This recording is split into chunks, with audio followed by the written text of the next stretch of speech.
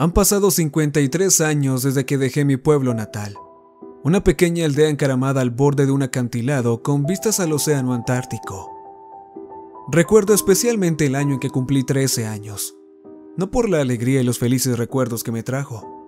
Fue el año en que un fuerte viento del sur sopló sobre la tierra, y con él la niebla marina que envolvió a nuestro pueblo en una penumbra perpetua.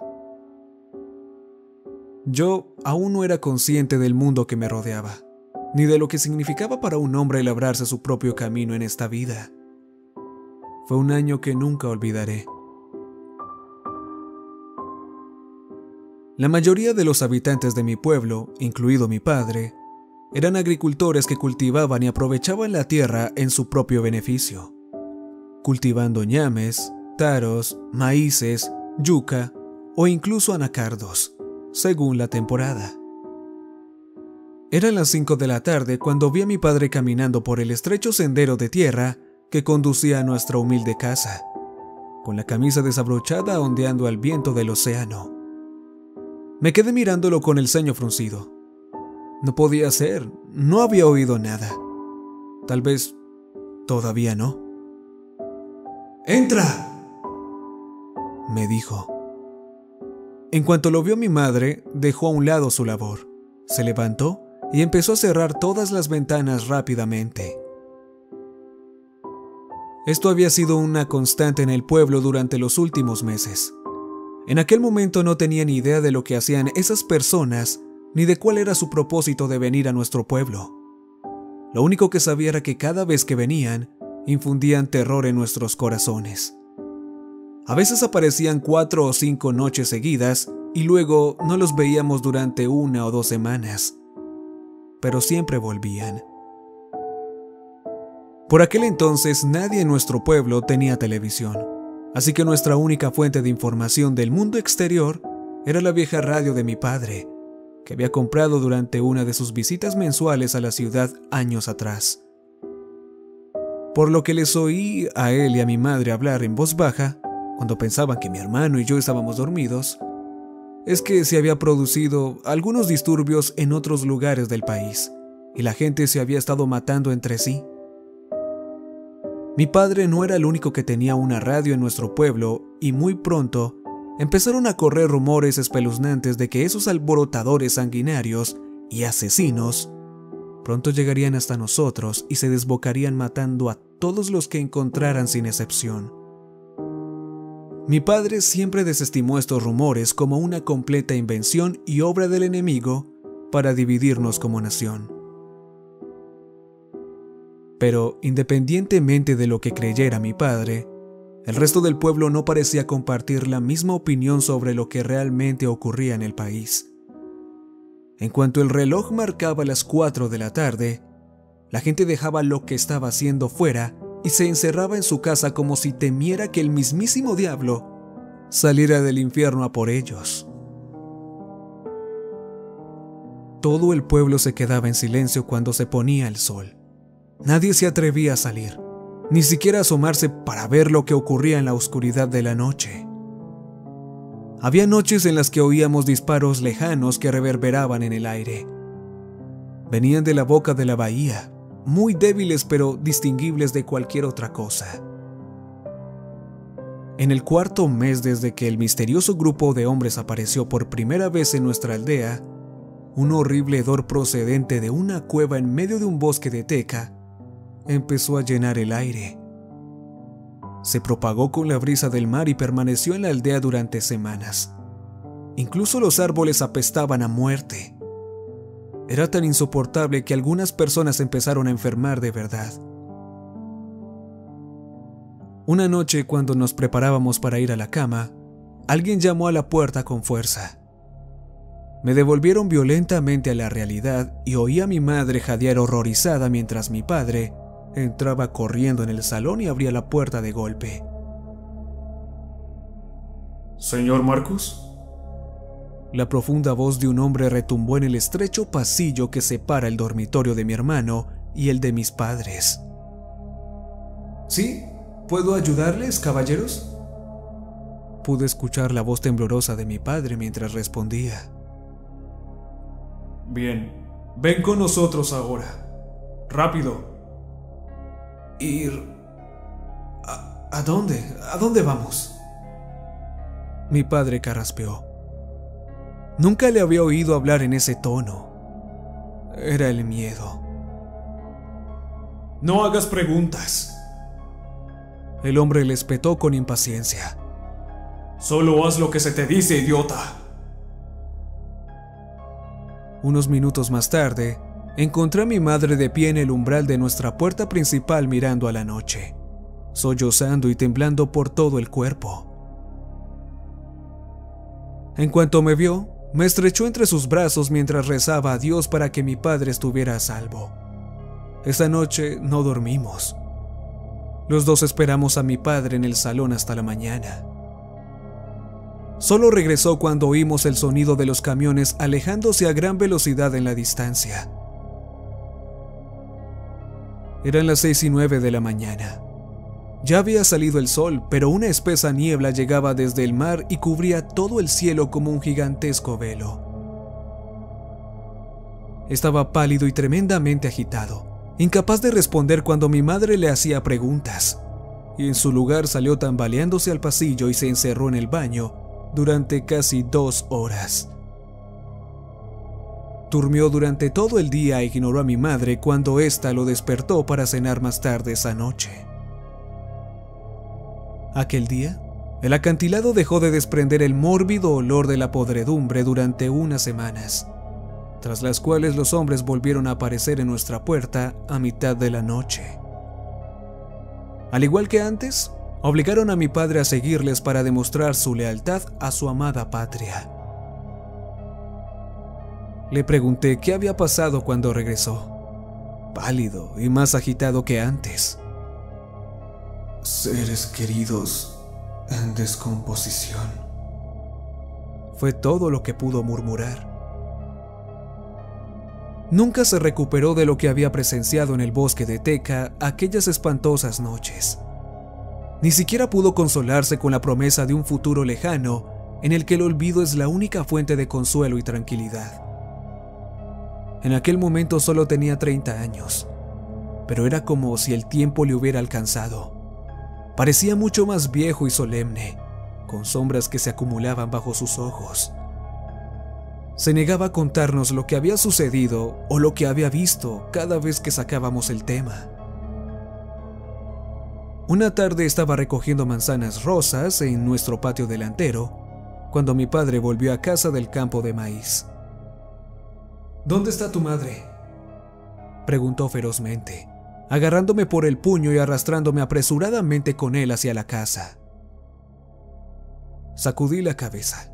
Se había marchado 1 hora antes con mi hermano pequeño, probablemente para visitar a su amiga de la iglesia que vivía cerca del borde del acantilado, a solo unos cientos de metros de nuestra casa.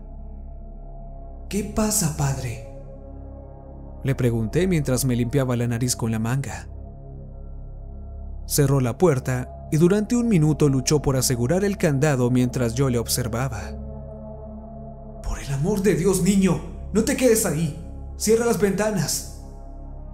Esa estúpida madre tuya.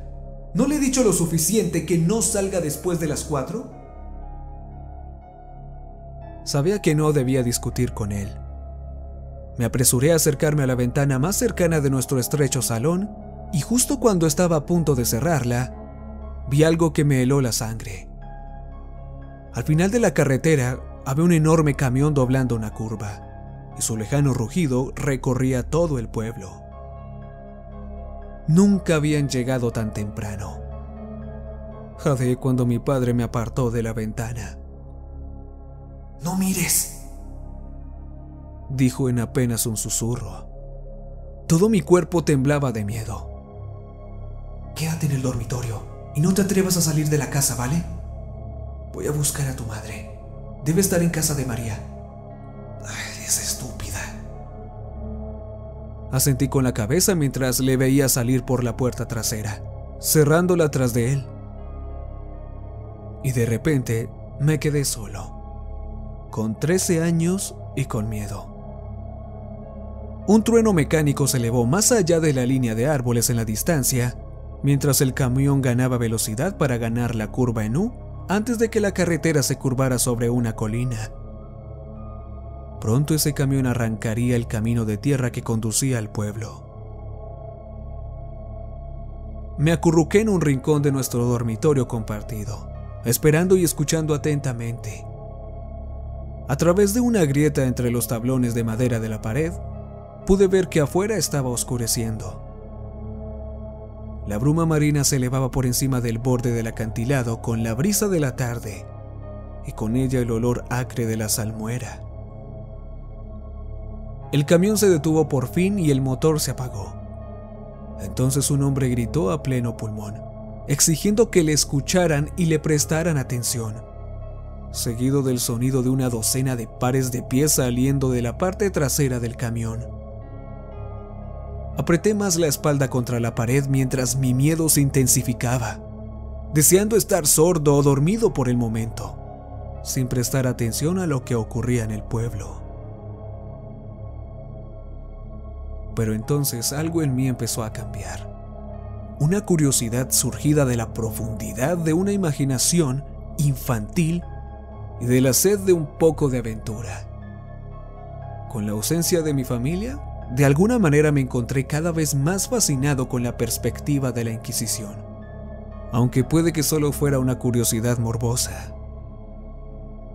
Por lo que sabía, quería y a la vez no mirar al mismo tiempo. Era una lucha interna con la que nunca había estado familiarizado. Mirando ahora hacia atrás, tiendo a considerarlo como una carga emocional debido a la pubertad. La cacofonía de grandes olas golpeando hacia la orilla y una docena de pares de pies pisoteando el sendero rocoso que atravesaba un denso bosque de tecas en las afueras disparó aún más mi joven imaginación. No sé qué me pasó aquella tarde, pero salí corriendo del dormitorio en contra de la voluntad de mi padre y abrí lentamente la ventana para mirar al exterior. Allí, bañadas por el pálido resplandor del sol poniente contra el cielo enrojecido, estaban las oscuras siluetas de hombres sin camisas que avanzaban por el borde del acantilado, como un tétrico espectáculo de marionetas de sombras que mi padre y yo solíamos ver en una ciudad vecina, con las manos atadas a la espalda. 5 hombres con atuendo militar lo seguían de cerca, mientras mantenían sus armas apuntando al grupo. Los observé durante un rato, hasta que desaparecieron detrás de una gran formación de piedra caliza, como si se los hubiera tragado la niebla marina flotante. ¿Era ahora o nunca?, pensé. Antes siempre me había asustado el conmovedor espectáculo, pero ahora mi curiosidad se apoderaba de mí. Abrí de golpe la puerta principal y sin dudarlo, empecé a caminar por el sendero de tierra que mi padre había tallado con sus propias manos, hacia la silueta de una enorme piedra caliza llamada Huatú Ronco, por su parecido con un gigantesco cráneo humano. No tuve que caminar demasiado para seguirlos. En cuanto llegué a la base de la roca, pude oír el característico murmullo de una reunión secreta en la creciente oscuridad. Asomé la cabeza desde detrás de los salientes de la roca más pequeños y a través de un estrecho hueco en la vacilante hierba alta, vi a los hombres sin camisa alineados a lo largo del borde del acantilado, con vistas a una profunda ensenada que parecía más negra que la noche en el resplandor del crepúsculo. Los 5 hombres, vestidos con trajes militares, charlaban en voz baja mientras se colocaban detrás de sus prisioneros, con las manos en las armas, preparándose. Y antes de que pudiera respirar profundamente, todos apuntaron al unísono con sus armas a los hombres que tenían delante y les dispararon una ráfaga en el cráneo. El sonido de sus armas resonó en la cara del acantilado, interrumpiendo la feliz serenidad de la tarde. La curiosidad se convirtió en un profundo terror, y jadeé con horror al ver a los hombres sin camisa tropezar por el borde uno a uno. Ya estaban muertos antes de llegar al fondo. Mi corazón latía rápidamente mientras mis pies temblorosos cedían y caía de rodillas. Me abrumó una poderosa ola de náuseas. El horror que acababa de revelarse ante mis ojos era demasiado para mi joven e ingenua comprensión. ¿Qué pecado habían cometido aquellos pobres hombres para merecer tan horrible destino? Como no quería que me vieran, me metí rápidamente en una fisura poco profunda y agaché la cabeza lo más posible mientras los hombres volvían a caminar hacia el sendero de tierra hasta perderse de vista. En el momento en que oí que su camión volvía a rugir en la distancia, salí de mi escondite y me atreví a acercarme al borde. Todos se habían ido, desapareciendo en el frío abrazo del mar. Las burbujeantes olas se habían calmado hasta convertirse en un suave chapoteo, como si quisieran aliviar la angustia de sus nuevas víctimas. Renunciando al desorden sangriento que los militares habían dejado atrás, procedí a cruzar el campo de la masacre y me quedé allí con los pies casi colgando sobre el borde, con los ojos muy abiertos, la boca abierta y las manos apretadas, mirando la masa nebulosa de oscuridad que se había tragado esas almas, que aún respiraban y estaban vivas no hace mucho, y que ahora eran cáscaras vacías de su antiguo ser. Entonces, en mi periferia, vi movimiento a mi derecha, en un saliente que sobresalía del agua a unos 10 metros de profundidad. Era uno de los hombres sin camisa. Estaba tumbado de espaldas, con un brazo levantado débilmente hacia el cielo, con medio cuerpo colgando peligrosamente sobre el borde. De los ojos, la nariz y la boca le salía una sangre oscura y espesa, pero seguía vivo. Después de haber recibido un disparo en la cabeza y haber sido arrojado al vacío, su caída había sido brutalmente interrumpida por la cornisa. De alguna manera, seguía con vida, roto y destrozado, pero vivo. En el sombrío resplandor de la luz del sol enrojecida que quedaba, pude ver cómo su pecho desnudo subía y bajaba rápidamente. Sus ojos se encontraron con los míos y abrió la boca para formar una súplica de ayuda, que hasta el día de hoy todavía puedo escuchar en mi cabeza, como un lamento espantoso. ¡Ayuda! Pero, ¿cómo podría? Era su destino. Su destino. El de todos ellos. Estaban destinados a encontrar su final en uno de los bordes más solitarios de la costa del sur de Java. Me acerqué al borde mientras sus ojos vidriosos me seguían. Su aliento agonizante resollaba entre sus dientes apretados mientras yo lo miraba. Era solo unos pocos años mayor que yo, probablemente al final de su adolescencia. Sus delicados rasgos juveniles reflejaban los míos. Ahora debería estar en otro lugar, soñando con un futuro lejano. No aquí, no así. Por un momento nos miramos a los ojos en silencio. Pude sentir su dolor y su frustración, el infierno por el que se había visto obligado a pasar. Había esperado y soñado una vez, con una vida que ahora se desvanecía ante sus ojos, y con días que nunca llegarían, en los que se convertiría en un hombre respetable.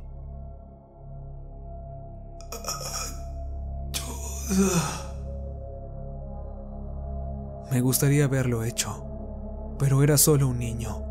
Ni siquiera comprendía la magnitud de lo que acababa de presenciar, ni el peligro al que me exponía, no solo a mí, sino también a mi familia. Observé cómo la niebla marina se acercaba al acantilado, ondulando y revoloteando a nuestro alrededor como una masa blanca y fantasmal. Pronto desapareció tras la espesa cortina de aire frío. Entonces, un único grito estridente de cientos de gargantas salió de una tumba subterránea y reverberó por todo el bosque de teca que había a mi derecha en la distancia. Hombres, mujeres, jóvenes y ancianos, todos lloriqueando y gimiendo como animales heridos al unísono. Me quedé mirando la oscura línea de árboles mientras empezaba a surgir sombras oscuras, manos ennegrecidas e hinchadas que se acercaban a mí, mientras el hedor asfixiante volvía a salir de la cueva. Eran maridos y esposas, hijos e hijas, amigos y familiares queridos, todos desechados y perdidos como juguetes rotos, pero no olvidados. Eran seres queridos en descomposición. De repente, una mano me agarró por detrás y me apartó del borde. Jadeé y traté instintivamente de liberarme, pero solo era mi padre. Volví a mirar el bosque al otro lado del campo mientras era engullido por la niebla. ¿Qué pasó?, preguntó mi padre mientras seguía mi mirada. Me miró fijamente a los ojos durante un momento. Pensé que iba a desatar su ira contra mí por desobedecerle. Contuve la respiración y cerré los ojos, esperando que levantara su gran y fuerte mano para bofetearme en la cara, con tanta fuerza que vería las estrellas. Pero en cambio, me atrajo hacia su pecho. No pasa nada, hijo. No hay nada que podamos hacer, susurró acariciando mi espalda. No podemos estar aquí. Volverán. Siempre lo hacen. Vamos ahora. Le seguí en silencio mientras nos apresurábamos a regresar al pueblo. Pronto me di cuenta de que podría haberme ahorrado el penoso e inquietante encuentro si no me hubiera dejado llevar por mi curiosidad. Había salido de mi casa como un joven inocente para volver como un alma torturada en un lapso de menos de una hora, presa para siempre del horror de lo que había sucedido y de la culpa que siguió poco después.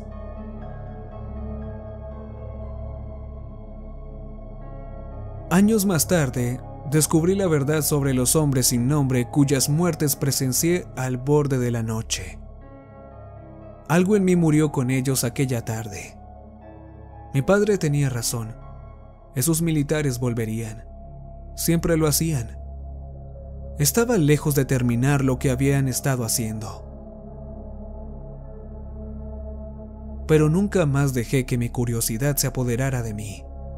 Ya había visto suficientes muertes para el resto de mi vida.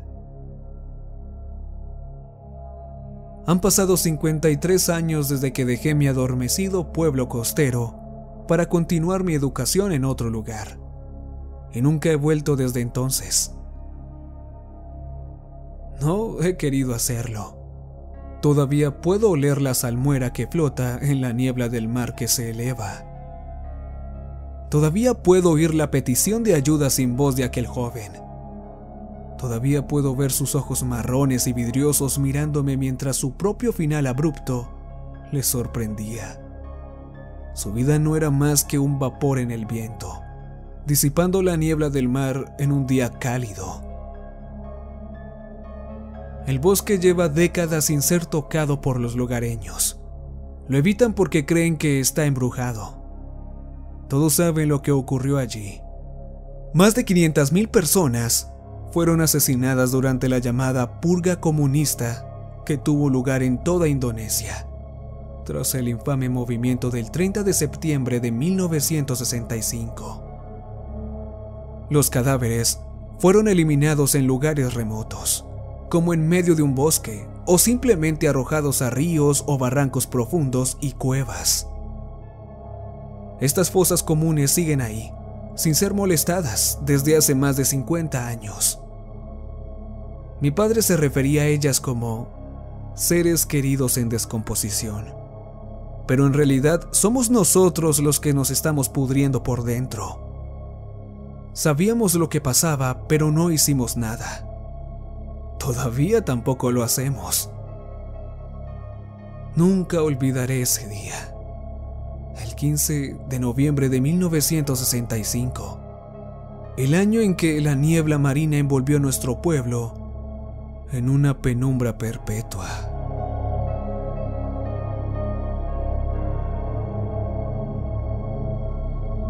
Recuerden que